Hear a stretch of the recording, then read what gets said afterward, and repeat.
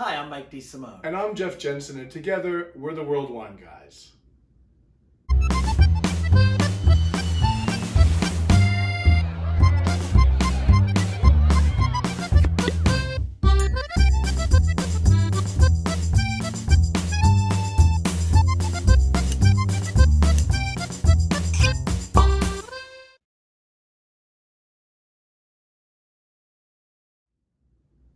Welcome to our show, World Wine Guys, What We're Drinking.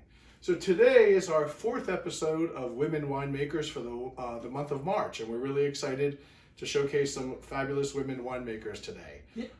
I think, it's been a really fun month, and we've talked about some really, really super women in the world of wine. That's right, and we're actually starting today talking about two younger winemakers, and then we're going to introduce you to one of the pioneering women winemakers. But let's start with this first wine over here. So this is Ylan Sauvignon Blanc. This is from Marlborough, New Zealand, and actually it's from a specific area within Marlborough called the Awatere Valley. So remember, when we talk about wine, we talk circles. So our big circle is New Zealand. We get into a smaller circle, and we have Marlborough. We get into a smaller circle, and we have the Awatere Valley. And that's one of the best places for Sauvignon Blanc. It is. Marlborough and then Awatere Valley. Yeah, for that really fresh, crisp. When you think New Zealand Sauvignon Blanc, this is really the kind of wine you should be thinking about. So this is made by winemaker Natalie Christensen. She is the chief winemaker at Ylan's. And I know she has a Master's of Science degree. She also has a degree in winemaking, of course. Well, I don't know if you noticed, but she's also a pretty accomplished musician. She has a bachelor's in music, and she's a bass player, a classically trained bass player. Wow, that's pretty cool. I think that is cool. Yeah, totally. I know she was also in 2018 named one of the most influential women in wine. And she also took part of a New Zealand wine growers mentorship program, helping other women winemakers coming into the business. Well, I'm going to tell you, I'm just, as Mike's talking, I'm just sniffing this wine. I'm surprised you didn't drink it. Not yet. I'm getting a lot of aromas of, smells like lemon, grapefruit, some real herbal notes, green herbs, really, really beautiful. A little bit of lemongrass for me. So let's give this a taste. Let's taste that. Cheers. Cheers. Cheers to you. Cheers to all the women out there. Cheers to all the women winemakers. And cheers to you, Natalie. Cheers. Wow. Oh yeah, you know what? Just like you said, I mean, I've got the grapefruit and the lemon on there and the lemongrass, but also fresh cut herbs. It's almost it's like you took some basil and parsley and a little bit of cilantro and just chopped it, and you can really smell it, but it kind of it transposes onto the palate as well. I love when the wine does that. When what you're smelling is what you get in the palate. That's what I call a seamless transition. It's a really nice Yeah, it's way. got really good minerality as well. This would be really good for me. Like with asparagus, tomatoes. Anything with broccoli in it, that kind of thing. It is also vegan certified. Oh yeah.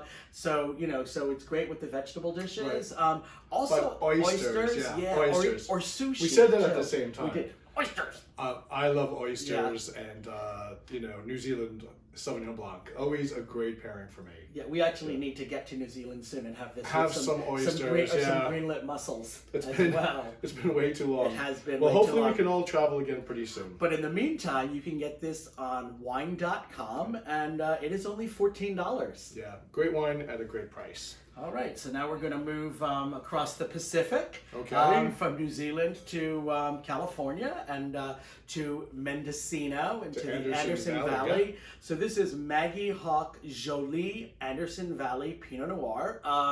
Although we're celebrating women this month, Maggie Hawk is not actually a woman. Maggie Hawk is the thoroughbred racehorse that this winery was named for. Well, and Jolie means pretty in French, but there is a woman winemaker. Yes. So the woman winemaker here is Sarah Wojcik, and Sarah is, she actually took winemaking for fun in college. She was majoring in atmospheric science, which makes me think that that's like to become a weather person, or perhaps, an astronaut. I'm not sure. Something like that. And her dad suggested she needed an extra class, and her dad suggested that she take winemaking, and that was probably one of the best decisions of her life because she's a terrific winemaker, and she actually specializes in low alcohol, high acid wine. Yeah, and great Pinot Noirs. This one smells really, really good to me. I'm getting like a lot of cherry and red raspberry. Okay, you're pretty smart. You smell on top. Yeah, exactly.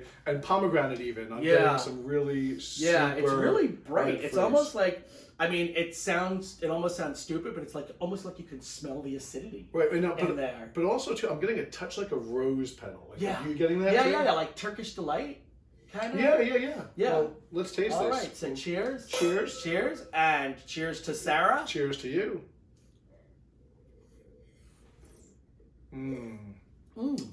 That's really nice too. It is. It's got that.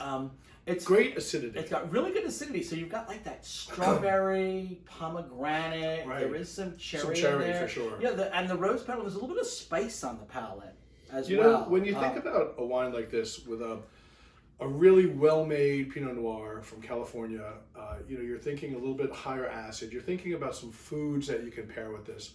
So, I mean, I love Peking duck. I think Peking duck would be really, really good with this. Yeah, I do too. Peking duck. I think barbecued ribs. Ooh, yeah. Or also, if you're a seafood lover, I happen to like Pinot Noir with grilled tuna. Seared tuna, yeah, seared tuna. Yeah, yes. I mean, I like it. You can grill tuna, but it falls apart. Let's be honest. Like pan-seared tuna on a really hot cast iron pan. Yeah, that's really a perfect. You are right about that. And kind of an interesting little note. There's an illustration of the winery and the vineyard on the label of this, and actually that the photograph of that vineyard, the Maggie Hawk Winery, is in our book Red Wine. Now the Yealands, of course, being a white wine, is not in red wine, but could be in an upcoming book. You never know. However, the Yealands Pinot Noir is in red wine, and our next wine, the Lambert family vineyards, they're actually in Wines of California. Right. So we actually have long histories with these wines wineries. These are all like wineries, winemakers that we know and respect for many, many years. And let's, just before we go to Lambourne, let's remember to let you know that you can buy the Maggie Hawk Pinot Noir at yourwinestore.com, and it's $65. Great Pinot Noir. Okay, these are two super wines.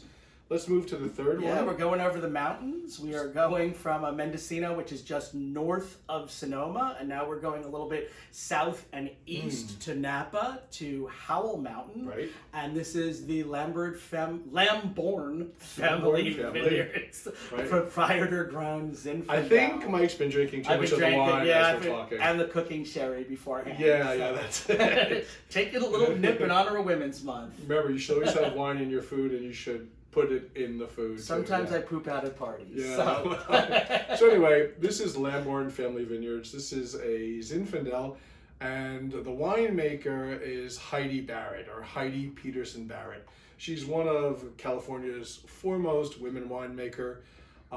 Everyone knows her because she has 5 100-point wines, Screaming Eagle, and others. Yeah. So she's kind of well known in California. And what's interesting, this is actually called this is the 2017 that we have here, which is the Gratitude vintage, and the Lambourne family called it that. If you recall, just like we had in 2020, 2017, there were a lot of disasters around the whole world. There were floods, there were mudslides, there were hurricanes, there were wildfires in California. Right. So this wine is made in gratitude to the firefighters and first responders who were in the Napa Valley helping out during those fires. And also, speaking of gratitude, when we interviewed female winemakers for some articles we were writing, a lot of the younger female winemakers really show their debt of gratitude to Heidi Barrett. And what's funny is Heidi's not even been making wine for 40 years. She's been in the business for 38 years, and she's considered a pioneer. So obviously, although it shouldn't need to be said, we need a lot more women making wine in the world. Women winemakers are actually a much newer phenomenon than we might think about when we're drinking a bottle. So all you women who are watching this, of course, over 21, consider being a winemaker. It's a great profession, I think, for a woman who has an interest in wine and making wine. And also you have to have a little interest in science, you know what? too. Let's be honest. I'm smelling the wine now. Okay. So, wow. So that's got, there's like some black cherry, some dark fruits, raspberry, cassis for me. Yeah, and it's got a good amount of spice in it. So cheers, and cheers to pioneering winemaker Heidi Barrett and to the Lambourne family. Wow. Now, you know, Zinfandel is also known as Primitivo in Italy. So it can be served, it can be made in a very rustic style, but this is a really well-made Zinfandel. Yeah, This I is- mean, a typical Primitivo or a lower end Zinfandel, I would say have like with pizza, Right. with, you know, typical pasta Right. with red sauce. But this one needs like a tomahawk a tomahawk steak. steak or a porterhouse, Yeah, like for sure. fresh For sure. off the grill. Even a bistecca fiorentina with because this has really good acidity too. It's got the good, like we talked about, the, you know, what we got on the nose. It's got that black cherry. It's got that plum, and there's a good amount of black pepper and spice in here. As Another well. super So, wine. So we're really honored this month to show you 12 different women winemakers. Our last installment of these 3 women this month. We're very happy to do this. We're going to not only show women winemakers during Women's Month, we're going to show women winemakers all through the year. we'll highlight them whenever they come our way. Let's talk about where you can get this wine. This is available from Lambourn.com, and this is $59. So it's a great, great wine, I think, for a really fair price coming from California. Absolutely. Well, cheers. Once again, Cheers, thanks everybody everybody. for watching. Thank you for all your comments, all your feedback, all your likes, all your shares. Keep watching, and we will see you next week. I'm Mike DeSimone. I'm Jeff Jensen, and thanks for watching. And cheers. Cheers. Cheers. And Cheers. cheers.